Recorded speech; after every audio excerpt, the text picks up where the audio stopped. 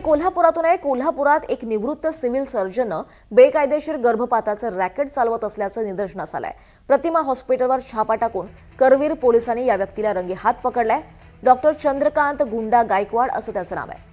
प्राथमिक चौकशीत या डॉक्टरनं तब्बल 250हून अधिक अवैध गर्भपात केल्याचं तसंच त्यानं बेकायदेशीर गर्भपाताचं मोठं रॅकेट चालवल्याचं तपासात समोर आलंय. कदमवाडी रोडवरच्या भीमनगर हाऊसिंग सोसायटीतल्या प्रतिमा हॉस्पिटलवर पोलिसांनी ही छापेमारी केली आहे. आरोपी गुंडा यांनी राज्यातल्या 10 ठिकाणी वैद्यकीय अधिकारी म्हणून सेवा बजावली आहे.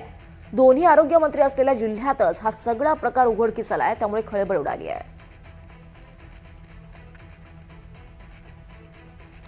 तिकडे विरार पश्चिमेतल्या नारंगी गावात कौटुंबिक वादाचं भीषण रूप समोर आलंय. अवघ्या 8 महिन्यांच्या चिमुकलीला ताब्यात घेण्यावरून झालेल्या वादात सासऱ्यानं दिलेल्या जोराच्या धक्क्यामुळे 28 वर्षीय सुनेचा मृत्यू झाल्याची धक्कादायक घटना घडली आहे. या प्रकरणी बोळिंज पोलिसांनी सासऱ्याविरोधात सदोष मनुष्यवधाचा गुन्हा दाखल केलाय आणि त्याला ताब्यात घेतलाय. चिमुकलीवरून सासरे आणि सुनेमध्ये जोरदार वाद झालेला आहे आणि सासऱ्यानं धक्क्यानं सुनेचा फरशीवर आपटून मृत्यू झालाय. विरार पश्चिमेतल्या नारंगी गावात हे कौटुंबिक वादाचं भीषण रूप समोर आलंय. अवघ्या 8 महिन्यांच्या चिमुकलीला ताब्यात घेण्यावरून वाद झाला आणि त्यात सासऱ्यानं जोराचा धक्का दिला आणि 28 वर्षीय सुनेचा यात मृत्यू झालाय. या प्रकरणी सासऱ्याविरोधात सदोष मनुष्यवधाचा गुन्हा दाखल करण्यात आलाय आणि त्याला ताब्यातही घेण्यात आलाय. दरम्यान पोलिसांनी या संदर्भात काय माहिती दिली आपण पाहूयात.